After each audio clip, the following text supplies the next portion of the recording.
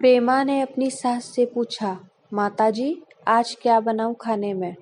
ममता जी बोली, पूछ तो ऐसे रही है जैसे रोज हमसे ही पूछकर बनाती आई है। प्रेमा बोली, जिस दिन पिताजी मंडी जाते हैं मंडी से एक साथ कई सब्जियां लाते हैं तो हमेशा पूछकर ही बनाती हूँ। जब आप लेती हैं तो एक ही लेती हैं, उसमें क्या पूछूं। ममता जी बोली, जबान तो कैंची जैसी चलाने लगी है, देखो तो कैसे जवाब दे रही है। हर वक्त बहस करवा लो बस इससे। जैसे संस्कार दिए हैं माँ ने वैसे ही तो दिखाएगी यहाँ। न खाना बनाना आता है न घर के काम, बस जुबान चलवा लो महारानी से।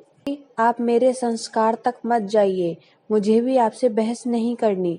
बताना हो तो बताइए, नहीं तो और भी काम है मेरे पास, बच्चे आते होंगे स्कूल से।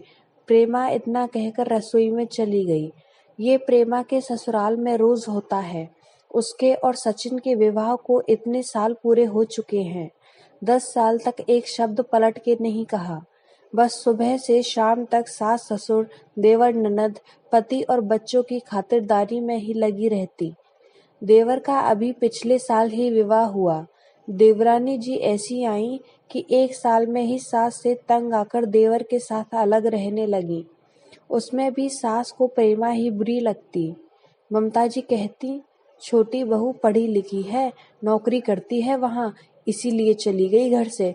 कभी उसकी बुराई नहीं की क्योंकि वो प्रेमा से दुगना दहेज जो लेकर आई थी। ऊपर से उसके पिता और भाई सरकारी नौकरी में ऊंचे पद पर थे। आते तो हमेशा खूब सामान देकर जाते ममता जी को, जो ममता जी की जुबान बंद करने के लिए काफी होता। कहते, समधन जी हमारी बेटी बड़ी नाजुक है, इससे घर के काम नहीं होते, कहिए तो हम लगवा दे नौकरानी। खूब जवाब भी देती छोटे की बहू, पर मजाल है चू तक की हो आज तक ममता जी ने उससे, क्योंकि सर पैसे के लिए सब कुछ सुनने और सहने को तैयार थी ममता जी। दूसरी तरफ बेचारी प्रेमा गरीब परिवार से, पिताजी किसान, एक भाई वो भी मानसिक रूप से कमजोर। इस वजह से बेचारी को हमेशा ताने सुनने पड़ते। जब विवाह करके आई तो सचिन ने साफ कह दिया, मेरे छोटे भाई बहन अब तुम्हारे बच्चे जैसे हैं, इनके विवाह तक सारी जिम्मेदारी हमें ही निभानी है। प्रेमा भी मनोज की बातों पर खरी उतरी। अपने बच्चों से भी ज्यादा प्यार दिया उसने देवर और ननद को। बच्चे भी उसके विवाह के 8 साल बाद हुए, क्योंकि सचिन को लगता था कहीं मेरे भाई बहन की तरफ प्रेमा का ध्यान कम ना हो जाए। वैसे तो सचिन प्रेमा से बहुत प्यार करता था। उसी के सहारे वो अपनी सास की करेले से भी कड़वी बातों को शहद की तरह घोलकर पीती रही। 1 साल पहले ननद भी घर से विदा हो गई, पर अब प्रेमा जवाब देने लगी थी। अब वो भी अपने शरीर और मस्तिष्क को आराम देना चाहती थी। हर वक्त कितना सहे। प्रेमा ने एक बात समझ ली थी कि आप जितना जुल्म सहोगे, लोग उतना ही आप पर जुल्म करेंगे। जिस दिन आपने अपनी आवाज उठाई, उस दिन से कुछ कम हो जाएंगे। प्रेमा खाना बना रही होती है और तभी अचानक दरवाजे की घंटी बजती है। ममता जी, एरी सुनाई नहीं दे रहा क्या, कब से घंटी बज रही है, बहरी हो गई है, दिखता नहीं मैं पूजा कर रही हूँ। ममता जी इतना कहकर अपना जाप करने लगी। प्रेमा दौड़ती हुई आई और दरवाजा खोला। अरे शबनम, आप इस समय, सब ठीक तो है ना।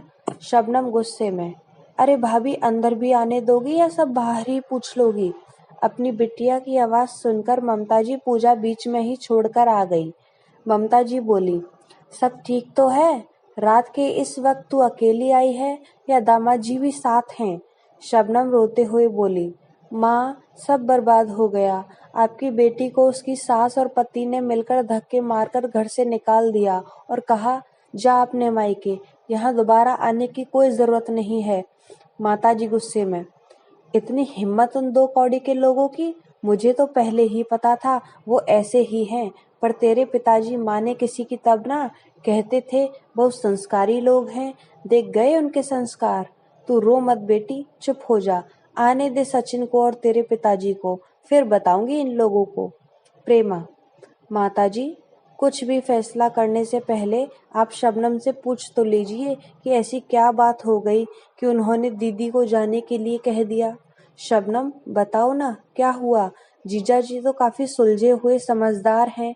मुझे नहीं लगता कि वो बेवजह इस तरह गुस्से से बात करेंगे आपसे। माताजी, हाँ हाँ, तुझे तो मेरी शबनम में ही खोट नजर आएगा।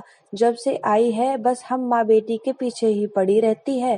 प्रेमा, माताजी, मैं शबनम से बात कर रही हूँ, आप बीच में मत बोलिए। शबनम, बताओ क्या बात हुई?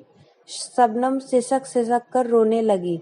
भाभी, मेरी कोई गलती नहीं, आप ही बताइए, किट्टी पार्टी जाने में भला क्या बुराई है? आजकल सभी लेडीज जाती हैं। मैंने बस इतना कहा, मैं किट्टी जा रही हूँ, मम्मी जी का खाना नौकरानी बना देगी, कोई जरूरत पड़े तो बता देना। आपके जीजाजी तो आग बबूला हो गए, कहते, दिखता नहीं माँ की तबीयत कितनी खराब है, तुम्हारा ये रोज रोज का बाहर जाकर पैसे बर्बाद करना मुझे पसंद नहीं। आप ही बताइए, उनकी माँ तो हमेशा ही बीमार रहती हैं, तो क्या मैं अपनी जिंदगी जीना छोड़ दूं? बोलते हैं, तुम जब से आई हो घर में नौकरानी का खर्चा, तुम्हारे आलतू फालतू के खर्चे इतने हो गए हैं, मुझे छोटी की शादी भी करनी है, इन सब चीजों के लिए पैसे नहीं है मेरे पास। मुझे भी गुस्सा आ गया, मैंने भी कह दिया, भाभी, कंगालों के घर शादी हुई है मेरी, मेरे तो करम फूट गए। एक बीमार सास, एक कंजूस पति और कुंवारी ननद के बीच पिस कर रह गई हूँ मैं तो। मैं ऐसे ही रहूंगी, नौकरी कर लूंगी, पर अपने शौक नहीं छोड़ूंगी। बस इसी बात पर इतना सुनाया भाभी। नौकरी करनी है तो अपने मायके जाके कर, यहाँ माँ की सेवा करनी होगी। मैं आ गई इसीलिए। अब मैं उस घर में कभी कदम नहीं रखूंगी भाभी, वहाँ कोई मुझसे प्यार नहीं करता।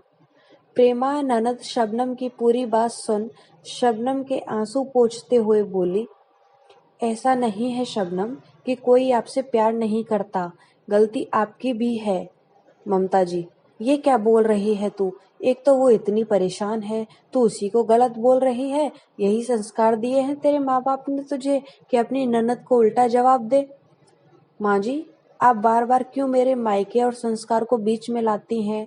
और माता जी, आप तो संस्कारों की बात ही मत कीजिए, ये आपके ही संस्कार हैं जिस कारण शबनम अपना स्वर्ग जैसा ससुराल छोड़कर यहाँ आई है। अगर संस्कार दिए होते तो अच्छे बुरे की पहचान होती इन्हें। इन्हें मैंने कभी अपनी ननद नहीं, हमेशा अपनी बेटी माना है। जब इस घर में आई थी तो ये 7 साल की थी।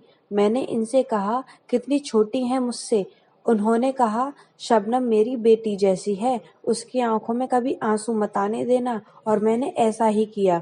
शबनम, क्या गलत कहा जीजा जी ने?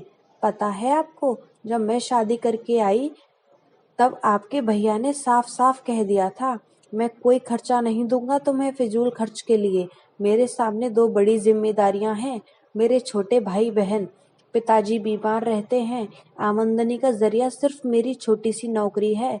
आप लोगों की देखभाल के कारण ही हम लोगों ने किसी बच्चे के बारे में नहीं सोचा, पर रोज रोज के माताजी के ताने भी सहन किए। बांझ ही रहेगी ये, जरूर कोई कमी है इसमें, तभी बच्चे नहीं हो रहे। अरे हमारे ही कर्म फूटे थे जो ऐसी बहू मिली हमें। तब मेरे स्वाभिमान को ठेस पहुंची। मैंने कह दिया आपके भैया से, समाज मुझे जीने नहीं दे रहा, अपना फैसला बदल दो, एक बच्चा कर लेते हैं। आपके भैया आपके भाई बहन की देखभाल में कोई कमी नहीं होगी। तब जाकर गुड़िया मेरी गोद में आई। दिन भर माताजी के ताने सुनती और घर के कामों में लगी रहती। शायद ही कभी मैं बाहर घूमने या बाजार करने गई हूँ। मन मारकर रह जाती। अगर मैं भी आपकी तरह घर छोड़कर चली जाती तो क्या जो स्थिति इस घर की है वो होती? आप अच्छे से जानती होंगी शबनम, क्या मैंने कभी आपको कुछ गलत सिखाया समझाया, प्यार में कोई कमी होने दी? आप बहुत किस्मत वाली हैं जो जीजाजी के रूप में आपको बहुत ही समझदार और आपको बेइंतहा प्यार करने वाले पति मिले। आप यहाँ झगड़ा करके तो आ गईं, पर वहाँ जीजाजी का क्या हाल हो रहा है आप जानती हैं? आपके घर से निकलते ही दौड़ते हुए आपके पीछे आए, लेकिन तब तक आप गाड़ी से निकल चुकी थीं। बता रहे थे प्रेमा भाभी, शबनम शायद आपके घर आ रही है, बहुत गुस्से में गई है। उससे कुछ मत पूछिएगा, वो बहुत परेशान है। गलती मेरी ही है, अपनी प्यारी सी पत्नी की छोटी छोटी ख्वाहिशें भी मैं पूरी नहीं कर पाता। बहुत असफल इंसान हूँ मैं। बस माँ को खाना खिलाकर दवाई देकर आता हूँ शबनम को लेने। शबनम: क्या भाभी, क्या आप सच कह रही हैं? उन्होंने ऐसा कहा? मेरी कोई बुराई, कोई गलती नहीं बताई, फिर आपने बताने में इतनी देर क्यों की? प्रेमा: मैं बस आपको समझाना चाहती थी कि रिश्ते खत्म करना बहुत आसान है, पर उन्हें संजोकर रखना बहुत मुश्किल। तो क्या फैसला किया है आपने? कमरे में रखवा दूं आपका सामान? आराम से यहीं रहिए और किटी पार्टी कीजिए। शबनम: क्यों शर्मिंदा कर रही हैं भाभी? मुझे अपनी गलती का एहसास हो गया है। मैं भी कितनी बेवकूफ हूँ, अपने पति को ही नहीं समझ पाई आज तक। आप नहीं होती तो शायद आज मैं अपने घमंड के कारण अपना सब कुछ खो देती। थैंक यू सो मच भाभी, आप दुनिया की बेस्ट भाभी हो। प्रेमा: अरे बस बस दीदी, आपकी इन्हीं मासूमियत भरी बातों से तो जीजाजी आपकी हर गलती नजरअंदाज कर देते हैं। शबनम: अब कोई गलती नहीं करूंगी, आपकी तरह अपनी सारी जिम्मेदारियों को बखूबी निभाऊंगी।